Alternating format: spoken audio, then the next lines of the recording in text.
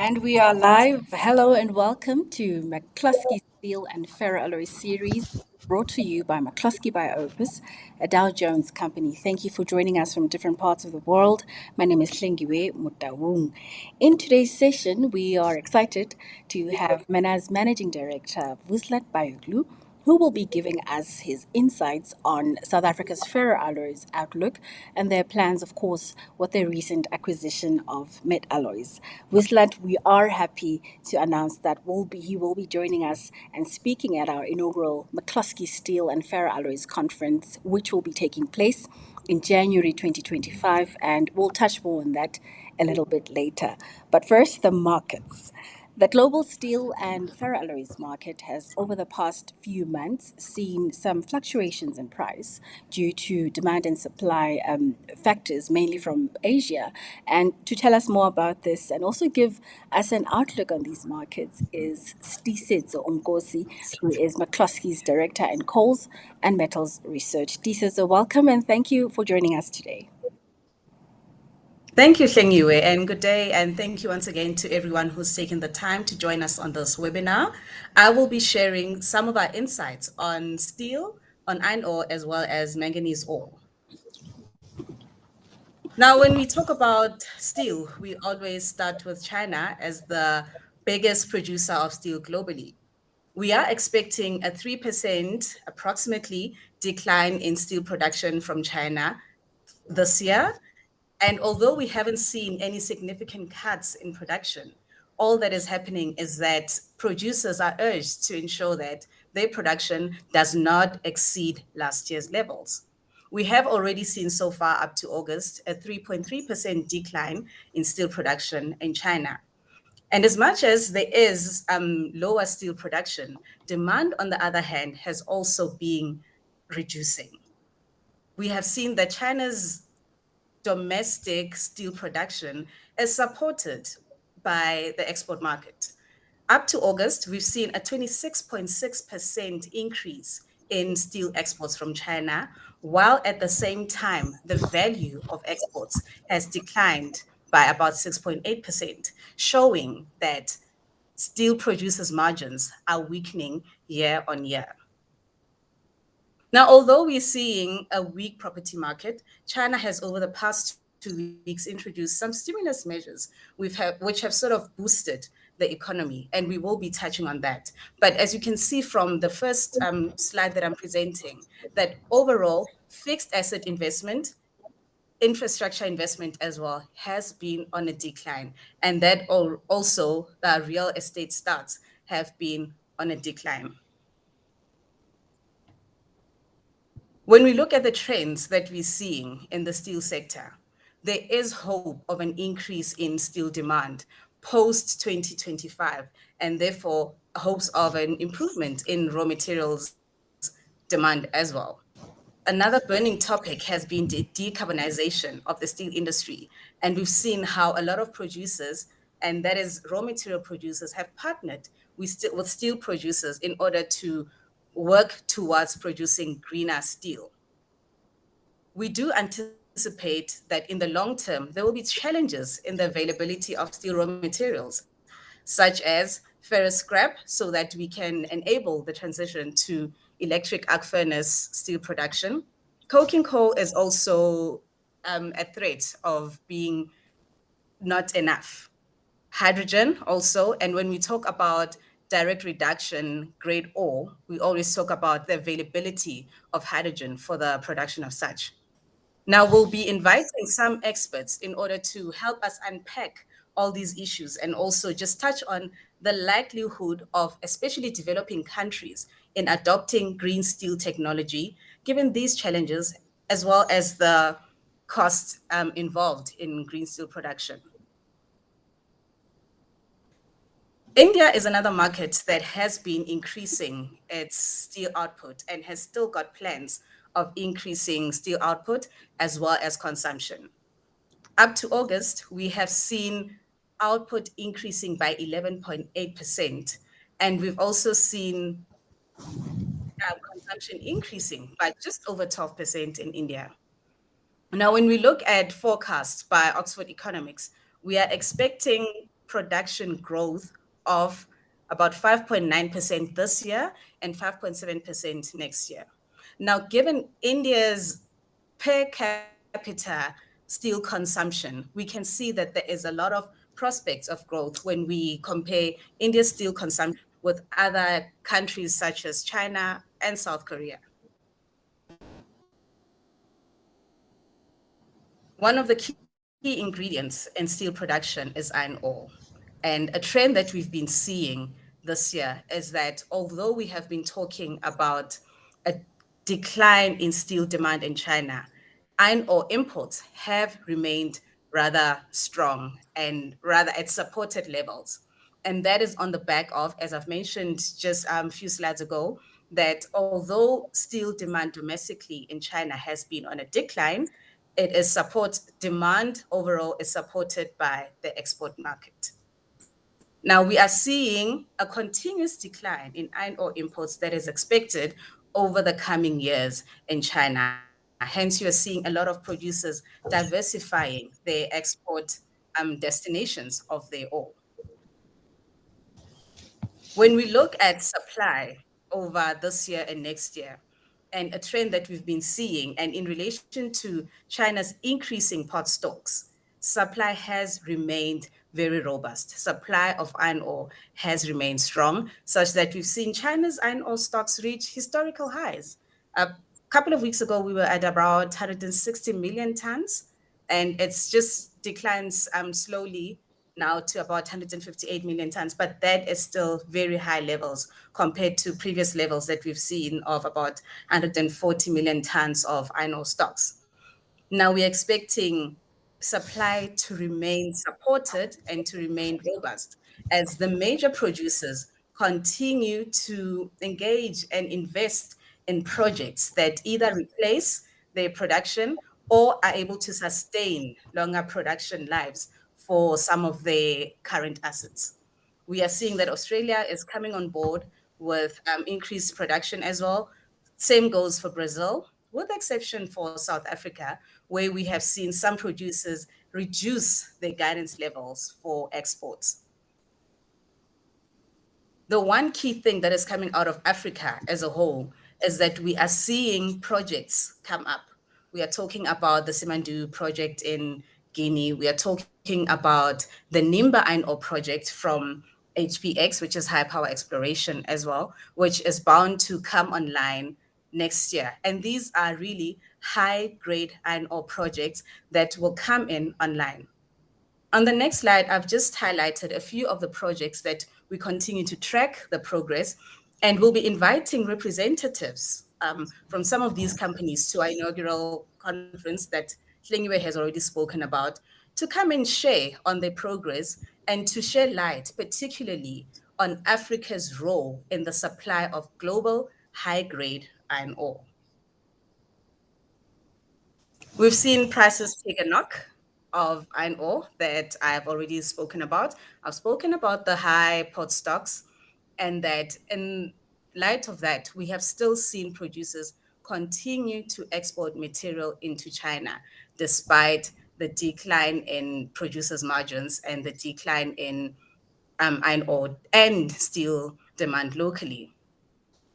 However, at the end of September, we saw China introduce some stimulus measures that were aimed at supporting the commercial banks, at supporting primarily the property sector, which when you look now at the prices, from prices around $90 level on the 62% basis, we've seen prices go above the $100 mark again, reported at about $105 just last week. So we are seeing a temporary increase in prices, which could be short-lived and could be majorly sentiment and restocking based. We are also seeing a rebound of high-grade material prices, still on the back of the stimulus measures that we've seen. Talking about manganese ore, we've seen this year, in the second quarter of this year, prices reach very high levels, and that was on the back of supply shock, mainly from high-grade material out of Genco mine being stopping operations. We've seen prices go up, but once again, we've seen prices come down again. And we are forecasting that prices will continue to decline and will be supported from, say, the second quarter of next year as the market stabilizes in terms of supply.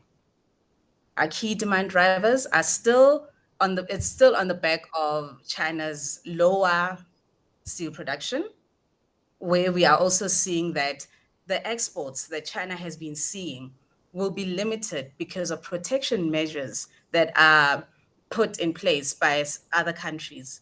Looking outside of China, we are seeing suppressed steel demand in markets such as Europe, in markets such as Japan, while we know that India will remain a key importer of manganese ore due to the high and they're still increasing production of products such as silica manganese. On the other hand, we are expecting GEMCO to come back online around Q2 next year, therefore stabilizing supply, stabilizing the market again. We are still expecting some limitations in terms of logistics constraints out of South Africa and Gabon. And Brazil will still face the challenges. We're expecting exports from Brazil to be at least 50% lower this year than they were last year. And that is on the back of closure of some operations and regulatory challenges and the disparity in grades from the product supplied from that market. When we look at the changes in demand between this year and next year, we are expecting that China will still remain a key importer of raw ore and will still continue to produce your manganese alloys. And that is on the back of the declining grade of domestically available ores. We are expecting on the supply side that the spike that we saw out of South Africa will come down because this year we saw a lot of exports of medium grade ore coming out of South Africa, with producers mainly taking advantage of the high price spike that we saw and being able to track their material to the ports and thereby increasing the exports despite available rail capacity. Going forward, like I've mentioned, we are expecting prices to come down from the high levels that we saw. For next year, we're expecting on the 36.5% CIF China, we're expecting prices just above the $3.50 level with improvements that we will see. And of course, prices are expected to follow seasonal trends that we know. We will have the weather disruptions, we will have restocking during high and low periods, and we're expecting the trend. But really, what we're expecting is a rebalancing of the markets in the coming year. That is all from me, Hlengiwe. I'll hand over back to you, and so that we can get time to hear more from our special guest. Well, thank you for that insightful view of the markets. So we are certainly looking forward to that improvement from the steel sector. We'll now move on to the South African perspective. Vuslat, welcome once again, and perhaps we'll start with your presentation on what's been happening from the producer's perspective. Thank you, Hlengiwe, and thanks for inviting me to this webinar. Look, South Africa is very abundant in terms of minerals, and we've got a very strong economy that heavily relies on minerals. So our minerals industry is critical for the livelihood of the ordinary citizens in the country. Hence, we need to have a very healthy minerals industry to have our economy to be healthy. So if you look at like in the last 10 years, our challenges are mainly on the Eskom side, on the load shedding and transport side, Transnet's performance. So these are the main issues that affected heavily the mining industry, that affected also the job creation and obviously increasing unemployment rate. So we see that some great achievements in the last last 6 months on the Eskom side. Last 200 days we got no load shedding, so they apparently and clearly did something right. The new administration that fixed Eskom, maybe I want to actually kind of like point out what those things are later in my presentation.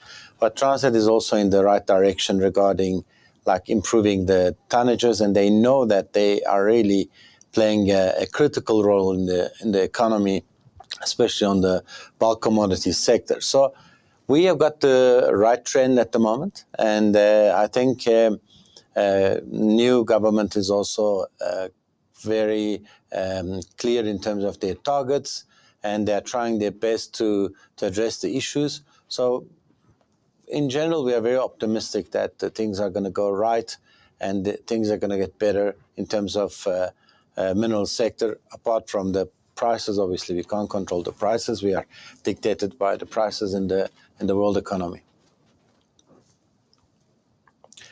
So should I? Thanks for that. Okay. Yeah, please go ahead with your presentation.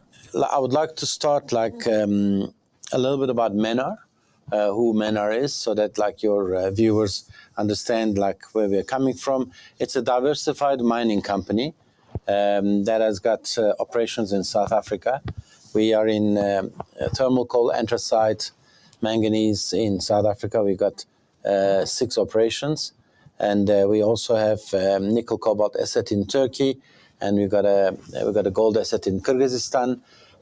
We currently acquired metalloys. We call it Kwela Met now, the new name, from Samenkor. We are busy with the regulatory approvals. It's a ferromanganese asset. It was the largest ferromanganese producer in the world. They shut it down in 2020 because of power availability, and then also the market conditions were bad, especially with the COVID. We have offices in South Africa. Mainly our head office is based here. We also have an office in Mauritius and have an office in UK. So yeah, it's a diversified mining company, and we are proudly South African, and we like keeping ourselves busy in South Africa. We like this country. It's really offering great opportunities. Like I earlier mentioned, our challenges are mainly power availability, rail and port logistics, and the general economic outlook of the country. Power availability is 200 days no load shedding. Electricity availability factor improved 63% to 63%, and unplanned capability loss factor decreased from 35% to 26%. These are actually great achievements. So what happened is like previous administration in Eskom, they were planning to solve the load shedding problem with renewable energy, and it didn't work because renewable energy gives intermittent power. It is complementary to base load, and the new administration, when they came in, they said they're going to burn coal. They will look at like opportunities in gas if they can burn gas, so that they make it cleaner. But the minute that they started like focusing on burning coal and dealing with the boiler maintenance issues, the whole picture changed. So that's the main success. And also, obviously, I think they did a lot of work on the motivation of the staff. They remotivated the staff, their plant managers, their plant maintenance managers, and overall, we got a really good success story in the last 200 days, having no load shedding. And I just want to remind your viewers that about 6 months ago, the previous Eskom CEO was talking about the whole grid collapsing to no load shedding for 200 days. This is like this is completely different achievement, and I really congratulate the Eskom's current administration. They did a really good job. So on the rail and port side, the view is slightly different. It's not as easy as Eskom's new administration. We've got very competent leadership on Transnet, both Group CEO, Transnet Freight Rail, and they are trying their best, but their challenges are different. They have issues with the locomotives availability. They have issues with signaling and the ailing infrastructure. These are all like big challenges, but they have a very good trump card to win all these challenges, and that is third-party access. So it is going to be implemented soon. We are all waiting for the rules and see like how we can be part of it. But they would like to open the rail to private sector. They created Transnet infrastructure manager TRIM, and they moved the assets, the rail assets to that company, which means like if I want to get locomotives and wagons and then move, let's say, product from coalfields to Maputo or coalfields to Richards Bay, then I would be able to do that by paying a fee to Transnet infrastructure management company, and then I will be able to move my product. So this is actually a revolutionary thing for rail in South Africa, and we are all excited to be part of it as bulk commodity owners.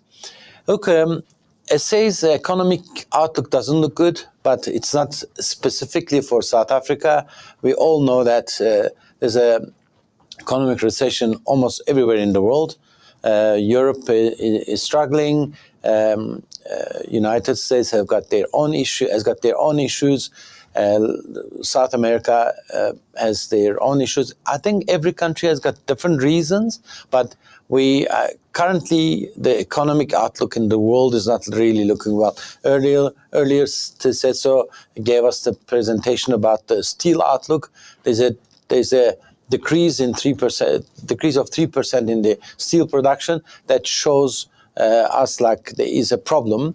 The big economies like China, emerging economies, India, these when there is a problem there, obviously we all feel it, and I don't think things are going right at the moment in China. Hence, we're all feeling as commodities, as mineral producers, like that there's a bit of a problem. But in general, like I said, South African economy is very mining reliant, and currently things are not looking really great. But when the tide turns, I think we'll do very well. But at least what I can say and what I see in the market is like government is trying to do their best to fix the issues. No country is perfect, but we trust that they will address the issues, and then we will hopefully change the economic turn. Like we obviously we play part of every company plays a part in this whole thing. So what I would like to share is the manganese use. Obviously, South Africa sells a lot of manganese in the raw form. It's like between 37 to 42%, 43% manganese content to different parts of the world.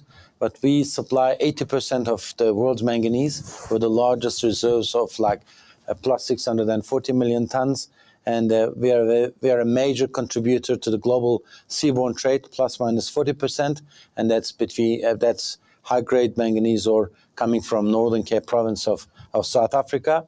And life of mine of our manganese mines is more than 30 years, and this is only the proven reserves. Obviously, there's more potential if you drill more. Industry employs about 16,500 people and 52 billion rand GDP contribution. We pay about 8 billion rand in taxes and royalties. And the biggest challenge, obviously, like all other bulk commodities, is the Transnet. But manganese miners were not really affected heavily with the Transnet's issues. Transnet moves about 15 million tons of manganese per annum, and some of the product is moved by road. Especially when the manganese prices go up, people prefer moving by road. So our main markets are China, US, India, Russia, and we also move to Europe as well. But about 60% of the products that's moving out of South Africa is going to China. The other product that we have is battery grade manganese. We have only one company actually producing battery grade manganese. That's called manganese metal company that's based in Nelspruit, and they use slags, and they make very high purity manganese. It's not a big market in the world. China is producing 97%, and South Africa is the second biggest after China with 14,000 tonnes per annum, but China is producing more than 300,000 tonnes per year. And this is mainly used for electric vehicle battery implementations. And if anything goes wrong in China in terms of the production, obviously it affects everybody, the whole world, the EV market especially. And there are other players that are trying to start battery grade manganese production, but currently South Africa is the second biggest producer in the world. So the biggest consumer of our actually manganese is, sorry, I need to go back, is ferromanganese industry. And that is China. It's very big. I want to give some numbers so that we can compare what we have in South Africa. So China produces about 11.5 million tons of silica manganese, and 1.8 million tons of ferromanganese, about 1.1 million tons of EMM, electrolytic manganese metal, and then 1.5 million tons of rich manganese slag, and about 500 to 600,000 tons of manganese, battery grade manganese, and manganese dioxide as well. So China gets most of the product from South Africa, like I earlier said. It also buys from Gabon and Australia and Ghana. These are big suppliers to China, and in total they move about 33 million tons of manganese to produce all these products that I mentioned. China has got 187 silica manganese smelters. It's a massive number. 58 ferromanganese smelters, and 28 EMM smelters, 15 manganese sulfate smelters, and 40 manganese rich slag smelters. And if you compare with South Africa, we have only one ferromanganese smelter that's run by Assmang, and the one that we acquired from Samenkor, which is waiting for the regulatory approvals, is the other one that hopefully we will bring it back into production. But if you compare with what China produces and what the amount of smelters that China has, China dominates the market. But let's not forget about the number. So China produces 1.8 million tons of ferromanganese, and because that's going to be relevant to what I'm going to talk about now. So some pictures from Samenkor's Metallows asset. We signed the agreement about 2 months ago, and we are waiting for the Competition Commission approval. So I won't be able to give you a lot of information, but I'll try to touch on some basic and important things that will be relevant to your viewers. So we bought it through a company called Kwelamet, which is a JV between MENAR and Tiisetso. And the asset is in Meyerton, close to Johannesburg. And prior to being care and maintenance, Metallows was the biggest ferromanganese producer in the world. 2 million tons of manganese ore fed, and they were making 1 million ton of ferromanganese. And like I said earlier, China is producing 1.8 million tons in total ferromanganese. So Metallows was the largest ferromanganese producer, and they had 4 furnaces. 2 of them were quite old, and then 2 of them were built in 2015, 2016. Each was like almost equal. They were using 50 megawatt each, so 200 megawatt capacity was used, and they were producing high and medium carbon ferromanganese in these plants. The idea we have is we would like to see if we can get power from Eskom to use the current electric arc furnaces, or if we can put up new blast furnaces where we can use less power compared to what electric arc furnace uses. And there's a third alternative. We are looking at smelt direct technology of African rainbow minerals. We want to see if it could work, because they also use a lot of, they decrease the use of power tremendously, so that's what we need. The reason why Semenko shut the place down, or put it in care and maintenance rather, was because the power wasn't available. Eskom was having the challenges with load shedding, and COVID hit the markets, and it actually, ferromanganese market was really doing very bad. They decided to put it in care and maintenance, and I think they did a very responsible thing by trying to sell it to a party where this asset can be restarted, and it's a great asset. That's what we think, and it can be a really good start of reindustrialization in South Africa, because we need jobs, and we need to beneficiate our minerals. So we are excited to see like what we can do. We are excited because we also don't want to start only the furnace, but we also would like to create an energy complex, because the site has got a 50 megawatt gas-fired power station. Would like to add some solar panels next to the property of Ferroalloys, and we are also looking at waste to power energy options, so that we create some clean energy where we can use it in the furnaces. So yeah, that's it from my side. Thank you. Thanks so much, Vuslat, for that comprehensive presentation coming from you, giving us some light, of course, on some of your plans. Indeed, MENAR seems to be seeing brighter days for South Africa, and just to, for the resuscitation of our ferroalloys industry. But perhaps we could get into a little granular onto how these developments, will have an impact on MENAR. Firstly, energy. You've touched on energy and how this has become an issue for South Africa, as well as transport, which plays a key role, of course, with rail constraints. How have you been managing these issues? And now that you're onboarding, soon you'll be onboarding Kwelamet, how are you planning to tackle these energy challenges? Just a few days ago, I spoke to the Eskom CEO, Dan Marugane, and he spoke about some of the incentives that they may have to resuscitate the South African ferroalloys industry. So just talk to us through how you've been managing energy issues and how you plan on doing that going forward with the new acquisition. Thank you, Shangue.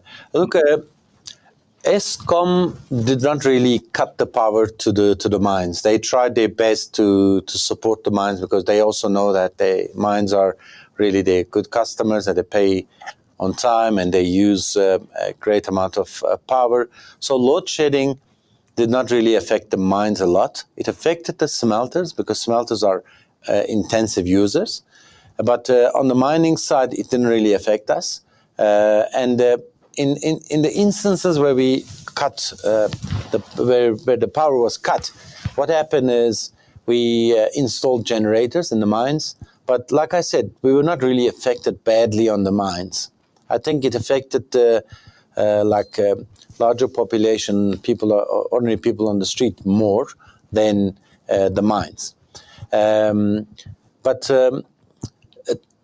Look, one thing that we need to ask ourselves, like, Eskom's success is bringing coal back, and coal is king at the moment, whatever other people say, but the reality is, South Africa's reality is coal, and we have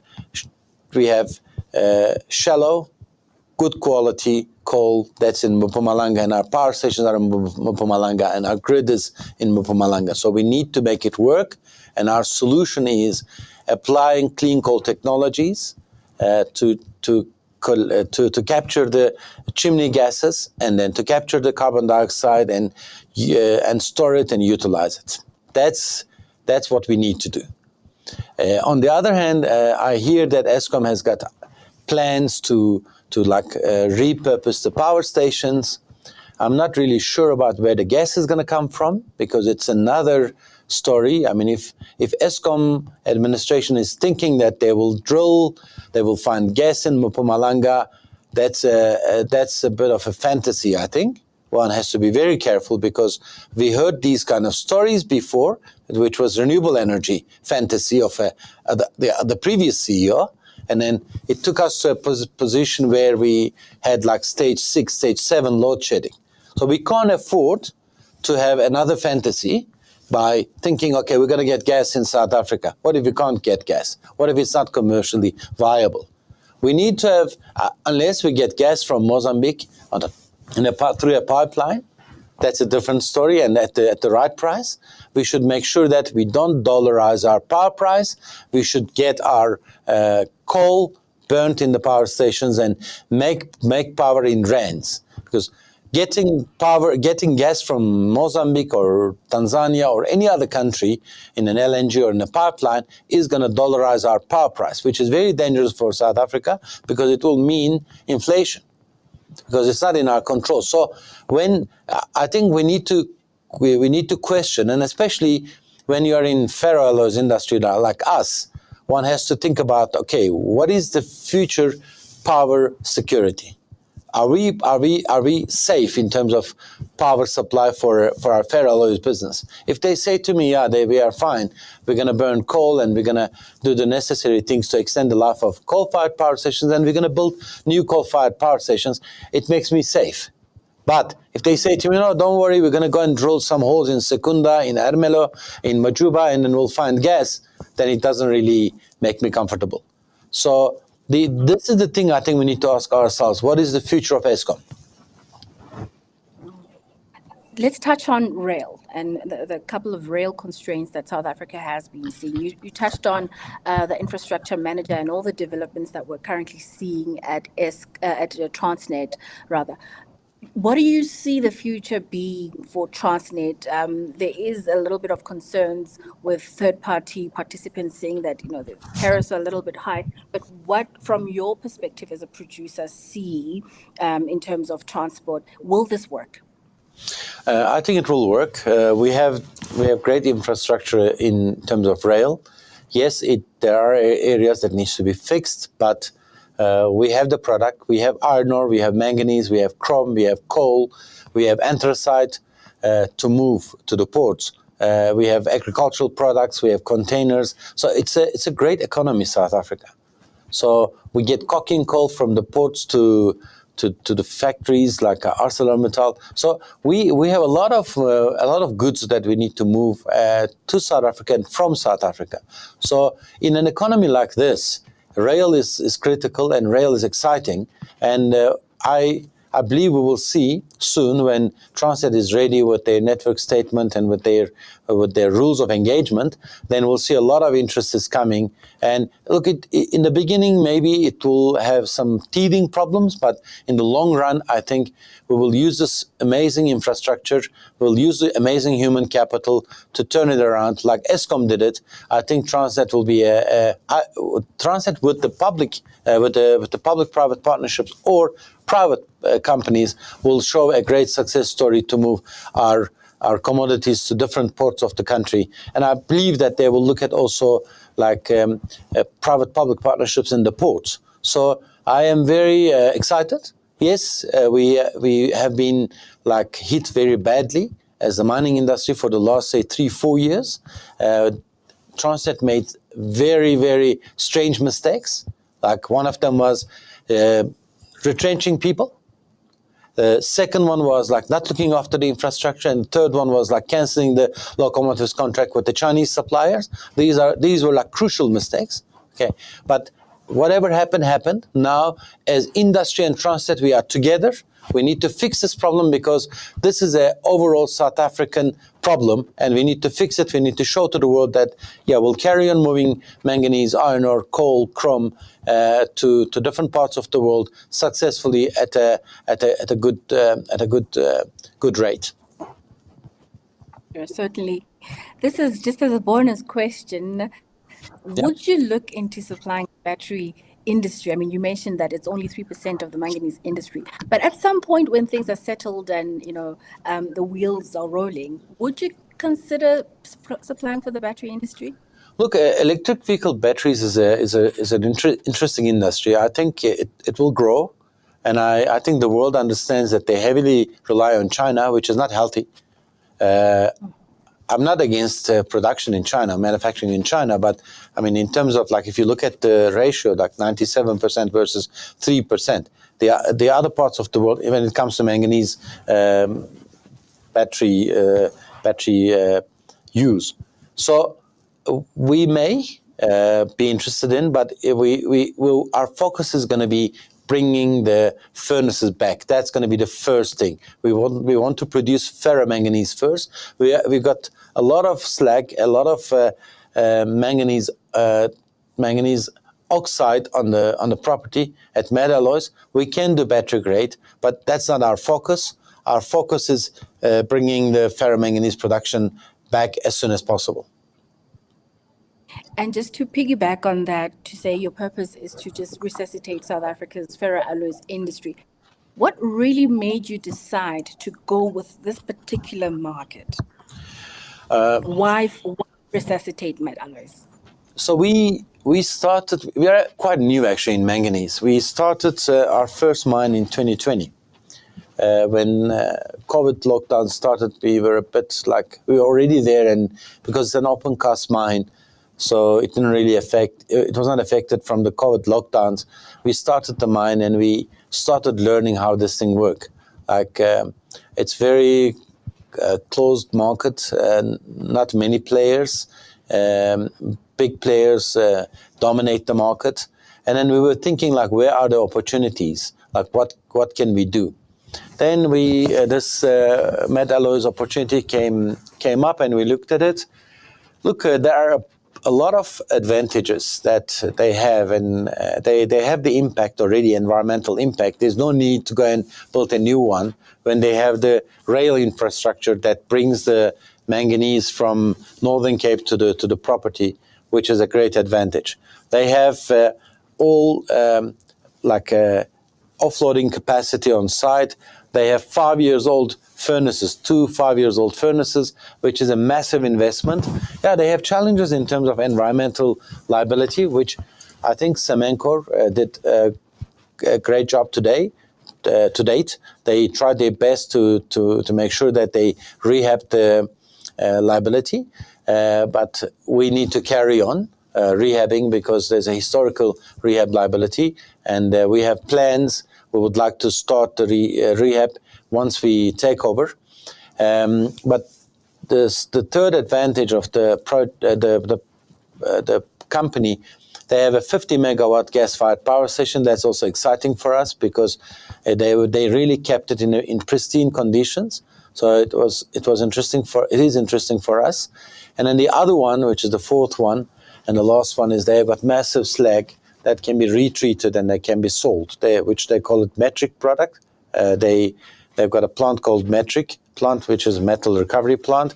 They reprocess the slag and they get about like 60-65% manganese content product, which has got value. So for us, we can make money from the low-hanging fruits, and then we can also make money from the ferromanganese production, because the investment has been done, and the asset has really been kept very good, and we have the human capital because it's very close to Johannesburg. We have got the skills, like people who understand smelting, who understand maintenance of smelters. We don't need to worry about like bringing people from other parts of the world, and obviously. One of the most important things is like we got manganese in the country, and we don't need to because like I said in my presentation, ferromanganese is mostly produced in China, but they have to take it from Northern Cape, rail it. We rail it for them like to the port, and then from port they ship it to China, and then from there to the Chinese port, and from there they have to still truck it to their or rail it to their asset, whereas in our case, we will just take the manganese, rail it to Meyerton, we do the ferromanganese, and then we rail it to the port wherever it's going to go. So these are actually great advantages of having an asset like this. And again, like Samancor made the responsible thing, because for them the most important thing is like selling this asset to a company that is going to be restarting, and then it's going to be a good start for the reindustrialization in South Africa when we bring it back, when we bring the furnaces back to production. It certainly sounds like it ticks all the boxes for an investment company like MENAR. But Vuslat, thank you so much for these insights, and we certainly wish you well and the best for this acquisition.